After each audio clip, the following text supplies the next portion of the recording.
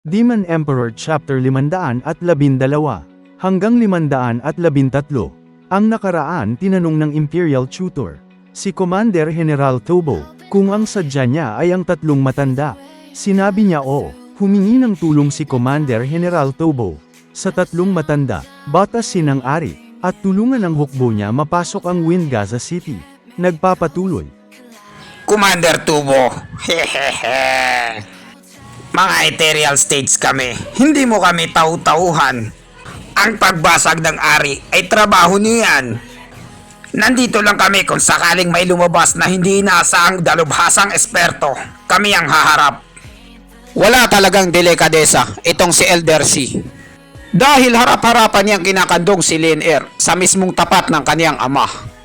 Samantala, nakikinig lang yung dalawang matandang eksperto. Halatang sang-ayon sila sa sinabi ni Elder C.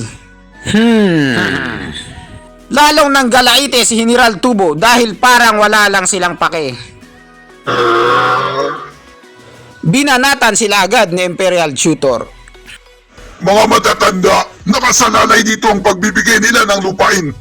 10% sa lupain ng Luzon. Mayaman ito sa mineral at tiyak na magugustuhan ito ng Beast Timing 6. Dahil may nakaharang dito na ari, lahat ng pag-atake ni na Commander Tubo ay baliwala lang. At habang tumatagal ang oras, palala ito ng palala, mapupunta ito sa pagkatalo. At kapag bumalik na kayo sa Sext, mahihirapan na kayo magpaliwanag tungkol dito. Imperial Tutor, pinagbabantaan mo ba ako? Hindi ko po magagawa yun kahit kailanman. Ang sinabi ko ay opinion ko lang po yun. Habang pinapatagal natin to, lalo tayong matutunugan ng 3 sex na gwardya ng Luzon. Malalaman nila ang pinaggagawa natin ditong kabulastugan. Mawawala na lang ng parang bula ang pinaghirapan natin. Madali lang para sa inyo ito, mga matatanda. Huwag niyong hayaan na pera na naging bato pa. At uwi kayong luhaan at walang dala. Hindi ko kayang makita na ganun ang mangyayari sa atin. Imperial Tutor, may punto ka sa sinabi mo. May maganda kang ulo na nakalagay sa balikat mo. Ingatan mo yan. Kung ganun, mas magandang tapusin na natin to para wala ng problema. Obscene Snake, malibog na ahas, at Jackal Logan alias Wolverine. Tara na. Marami pa naman tayong oras para makapaglaro pag nakuha na natin ang lupain ng Luzon. Hindi nila alam, wala na silang oras dahil one flight ahead ang sinakyan nila. Di na sila makakabalik. Binitawan na ng malibog na ahas si Lien-Er o mas kilalang Elder C. Agad naman kumaripas ng takbo si Lien-Er palayo sa kanya habang umiiyak.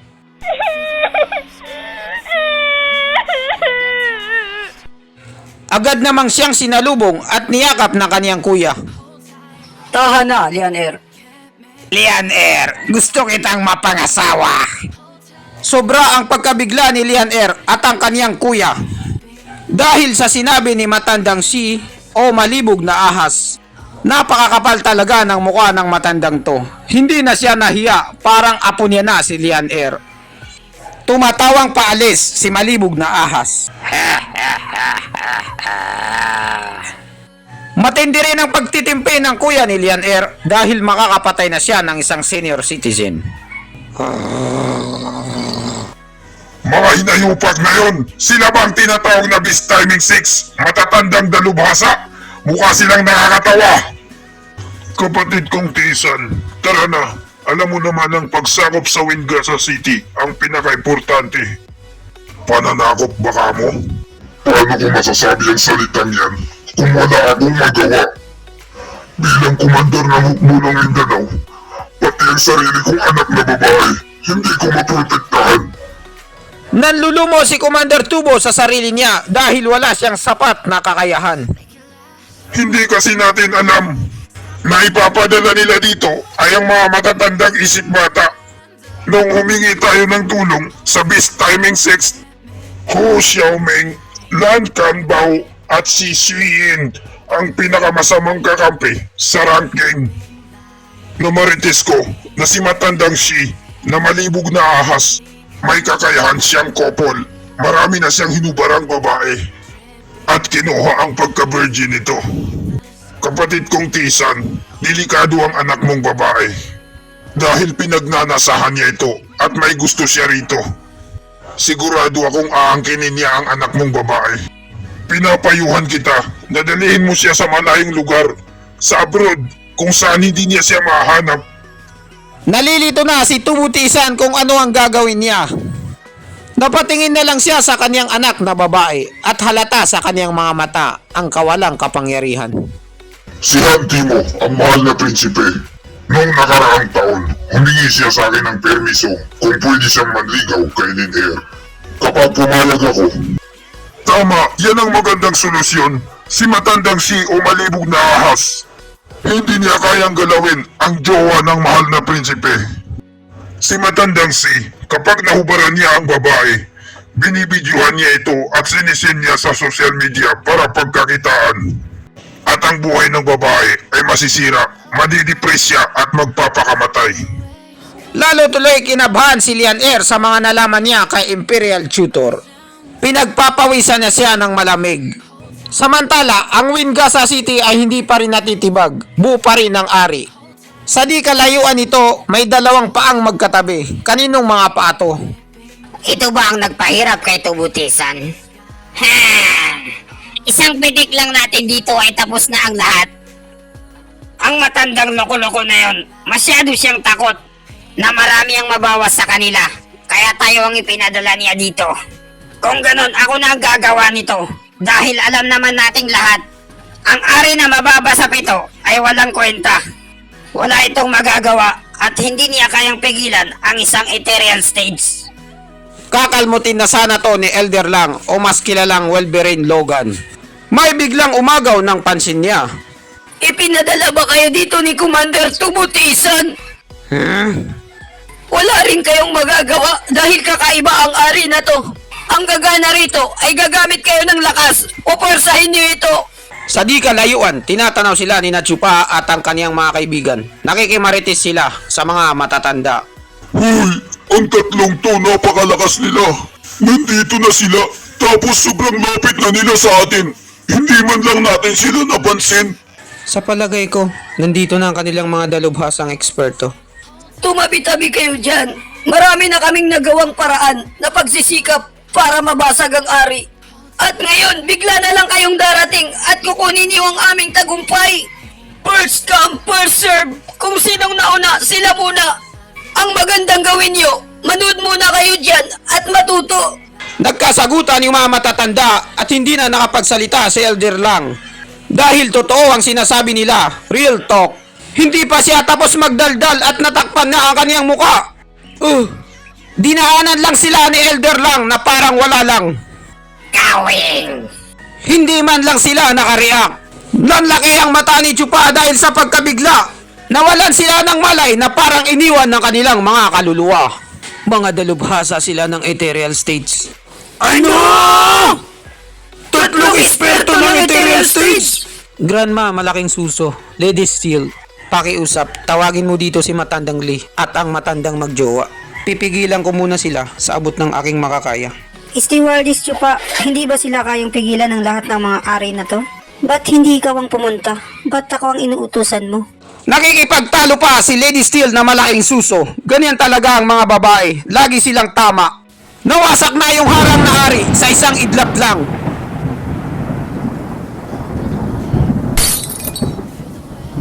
Napanganga lang si Lady Steel na malaking suso at yung dalawang mongoloid dahil sa pagkabigla. Nakikipagtalo ka pa kasi sa akin. Ngayon alam mo na ang sagot. May kasabihan sila. Lahat ng bababa sa 7 grado ay baliwala lang sa ethereal. Walang ari na mababa sa 7 grado na kayang pigilan ng isang ethereal stage na eksperto.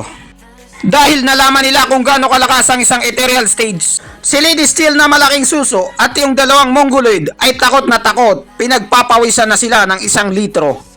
Ano pang tinutunga-tungangan nyo dyan sa akin? Bilisan nyo na, tawagin nyo na yung mga matatanda. Sinigawan sila ni Chupa dahil nawawala na sila sa kanilang mga sarili sa harap ng isang malakas na kalaban na ethereal stage. Natanaw naman sila ni na Elder Lang na patakas o mas kilalang Wolverine alias Logan. Tatlong profound states na langgam. Sinusubukan nilang gumapang patakbo. Isipin mo nga naman. Kahit wala kang isip, Si Elder lang ang pinakamadaldal sa kanilang tatlo. May biglang bumagsak sa harap nila na parang plane crash. Hindi sila nabigla, emotionless lang sila. Ha? Si Chupa lang pala, napakaangas ang arrival niya. Talagang papalag siya sa tatlong ethereal stage. Seryoso ang kanyang muka at may kasama pang paplex ng abs. Tropa on stage lang pala. Ang angas mo pre. Sa di kalayuan sa labas ng Wingasa City, may dalawang paa ng hayop na magkatabi. Hindi ba si Chupayan ang bagong general ng hukbo ni Dugo? Anong ginagawa niya? Napakatapang ng bayag niya. Pipigilan niya yung mga matatanda? Gusto niya na bang mamatay? bata, kilala mo ba kung sino kami? Walang hiya kang pangahas ka. Ang lakas ng loob mong harangan kami ah. Paano ko malalaman? Hindi niyo naman sinabi sa akin. At huwag niyo rin kalimutan. Sino kayo sa palagay niyo na magkaroon ng lakas ng loob na wasakin ng 500 ari ko? Pinagduduro na sila ni Chupa, humihingi na siya ng katarungan. Isang ignorante lang na tanga ang magtatangkang harangan ako. Di ba ang lalaking ito palagi siyang matalino? Paanong nangyaring naging tanga siya ngayon sa mga oras na to? Kahit hindi niya alam kung paano malaman ng isang ethereal stage na eksperto. Pero sa simula pa lang na pinakita nilang lakas sa maraming tao, hindi ba halata kung gaano kalaki ang diferensya ng agwat nila? Dapat tumatakbo na siya ngayon patakas sa kanila. Ang batang to. Kung ganon, makinig kang mabuti. Ignoranting tanga. Kami ay mga ethereal states na dalubhasang eksperto. Ngayon narinig mo na ang salitang ethereal. Takot ka na ngayon at matatay ka na sa iyong salwal. At tatakbo ka para mailigtas ang iyong buhay. Ethereal stage na eksperto? Ano yun? Nagulat sa pagkabigla si Matandang Lang. Ah? Seryoso ka? Dahil hindi pala alam ni Chupa ang tinatawag na ethereal dahil bobo siya. Isa lang ang narinig ko at alam ko, ang Radiant Stage Experto ang pinakamalakas sa buong Luzon. Ang Radiant Stage lang ang pinakamalakas, yun lang at wala nang iba. Ang pangarap ko sa buong buhay ko ay maging Radiant Stage at maging pinakamalakas sa buong mundo. At maging pinakamagaling sa buong mundo. Kuhang-kuha ni Chupa ang inis ni Matandang Lang. Kanino kayang pamilya to?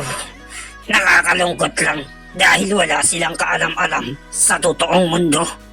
Masyadong mahirap ang pakikipag-usap dito. Ayoko nang ipagpatuloy.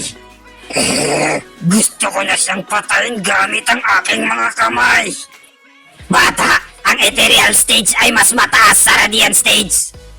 Kahit 100 radiant stage, hindi nila kayang pabagsakin ng isang ethereal stage. Naintindihan mo? Galit na si Elder Lang dahil hindi na kayang ipinta ang kanyang muka. Napakapangit. Oh, ganun pala yun. Kung ganun, mas maangas pala kayo kaysa sa Radiant Stage. Tama ka dyan. Ngayon, alam mo na kung gaano kami kalakas. Sa oras na tumakbo ka, hahabulin ka namin kahit saan ka pumunta. Yan talaga ang mangyayari sa'yo. Tama ako, no? Nagulat tuloy si Elder Lang dahil hindi pa umali si Chupa sa kanyang kinatatayuan. Mali yung imahinasyon niya. Hoy bata, ba't hindi ka pa tumatakbo? Hindi mo ba alam kung gaano kami kalakas? Oo, tama ka. Isa kang ethereal stage na dalubhasang eksperto. Kayang-kaya mong tumalo ng 100 radiant stage. Hindi pala, nasabi mo na pala yun. Huwag mong sabihin na nakalimutan mo na. Makakalimutin ka ba? Hindi ka pa naman siguro ulyanin. Anong sabi mo? At ba't hindi ka pa tumatakbo na takot na takot? Nasaan na yung pangangamba mo? Yung matinding takot? Ba't hindi ka pa naihisa sa luwal dahil sa takot? Ba't tuyo ba yan? Isa lang naman ang dahilan. Nandito ako para pigilan kayo. Nagulat ng husto ang tatlong matandang ethereal stage. Kapag ang radiant stage na dalubhasang eksperto, naging ethereal stage, ang kanyang kaluluwa ay may enlighten. Nakalabas na siya sa pagkakatali sa mundo. At kayang-kaya niyang wasakin lahat ng bababa sa 7 grado. Alam ko na mula simula pa lang nung sirain niyo ang ari ko. Kung gaano kayo kalakas. Piniki ko lang kayo at nagpanggap lang ako. Kunwari wala akong alam. Para maprangko kayo at maihian ko ang mga ulo niyo. Paano na yung mga kaibigan ko? Paano sila makakatakas kung hindi ko kayo lilituhin? Buti na lang, sinuwerte ako dahil kayong tatlong ulol ang nakaharap ko. Na-stuck kayo sa akin, nakipagmaritisan kayo sa akin ng mga 20 tanong. Ngayon lang nalaman ng tatlong ethereal stage na kanina pa pala sila pinaglalaruan ni Chupa. Pinipigilan ni Lian Air na matawa dahil sa mga narinig niya na sinabi ni Chupa sa tatlong ethereal stage. Si Matandang Dugo, hindi siya nagkamali ng pagpili. Isang matapang at mautak, kagalang-galang at may malasakit sa bayan. Siya talagang pinakabagay na maging bagong general ng hukbo ni Dugo. Kinomplement ni Tubutisan si Chupa dahil sa kanyang angking galing.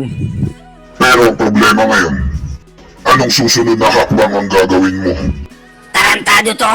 Pinagloloko mo ba kami? Biglang nag-ipon ng maraming enerhiya sa kamay niya si Matandang Lang. Ano kaya ang binabalak niya? Gusto mo na bang mamatay? Nagpakawala na siya ng korenteng asong ulol na gustong mangagat na may kasamang rabies. Nabigla si Chupa dahil hindi niya inaasahan ang pag-atake ni Elder Lang. Hindi siya nakapaghanda.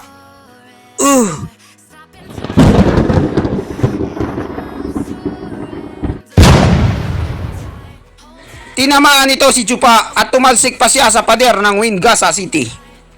Nabigla lahat yung mga nanonood sa kanila, lalo na yung mga tuta ng Mindanao. Pati si Lian Air kasama rin sa mga nabigla. Napakalalim ang pagkakabaon ni Chupa. May mga spark pa ng electricity. Patay na siguro siya dahil sa ganong katinding atake. Napakasama ng sinapit ng kanyang kapalaran. Hay, ito ang pangalawang beses sa buong buhay ko na magdadalamhati at magkakape sa pagkamatay ng hinahangaan kong idol ko. Lahat talaga ng mga bayani, tulad din ako si Rizal, ay maagang namamatay. Ang pagkapanalong ito ay walang kasiyahan, hindi makakapagpaligaya sa akin. Nakanganga na lang si Lian Air dahil hindi siya makapaniwala sa mga nangyari. Naalala niya yung mga sweet moment nila ni Chupa na parang si Adan at Eva. Nagtampisaw sa ulan. Sobrang lungkot niya dahil hindi man lang niya naipagtapat kay Chupa na may gusto siya rito. Sinira ni Matandang Lang ang love story ni Lian Air o mas kilalang Wolverine alias Logan. Chupe, ang isang pipitsuging pro-con stage na langgam. Ang lakas ng loob niyang paglaruan tayo. Hinahanap niya talaga ang kamatayan niya. Ikaw lang ang pinaglaruan niya, huwag mo kaming isali. Medyo tinamaan doon si Elder Lang dahil siya lang ang nakipagmarites kay Chupa. Biglang may naghagis ng bato. Nagulat si Elder Lang o mas kilalang Wolverine alias Logan. Napatingin siya sa lugar kung saan niya ibinaon si Chupa. Biglang may lumabas na galing sa kuweba na napakabilis. Sobrang laki ang pagkagulat ni Matandang Lang dahil napanganga siya ng sobra. Ano? Hindi maaari to. Ang batang to, hindi pa siya patay. Buhay pa pala si Chupa at mayroon siyang pakpak na itim na parang butterfly. Nasusunog ang kanyang noo ng asul na apoy. Paanong nangyari yun? Paano siya nabuhay sa pag-atake sa kanya ni Matandang Lang? Halata sa mukha ni Lian Air na sobrang saya niya dahil matutuloy pa rin ang kanyang love story kay Chupa. Nagtamo ng konting pinsala si Chupa dahil may dugo ang kanyang mga labi. Buti na lang protektado ang kaluluwa ko ng asul na apoy. Dahil kung hindi, patay na siguro ako ngayon at pinaglalamayan na. Tinatanaw ng mga matatandang ethereal stage si Chupa habang sila ay nagmamarites. Mabangis na tigre. Parang may mali sa kanya. Kakaiba siya sa lahat. Ano sa palagay mo? Sinalo niya ang aking pag-atake. Pero tingnan mo, nagkaroon lang siya ng konting sugat. Hindi talaga ito kapani-paniwala. Ha ha ha ha ha ha. Sa palagay ko, siguro may sandata siya para sa kaluluwa. O di kaya mahiwagang kayamanan. He he he he he. Ha ha ha ha. Nagpakita na ng dirty tank si mabangis na tigre. Ano kaya ang nasa isip niya? At dito nagtatapos ang chapter 512 at 513. Maraming salamat po sa panunood. Mag-subscribe para laging updated sa next chapter.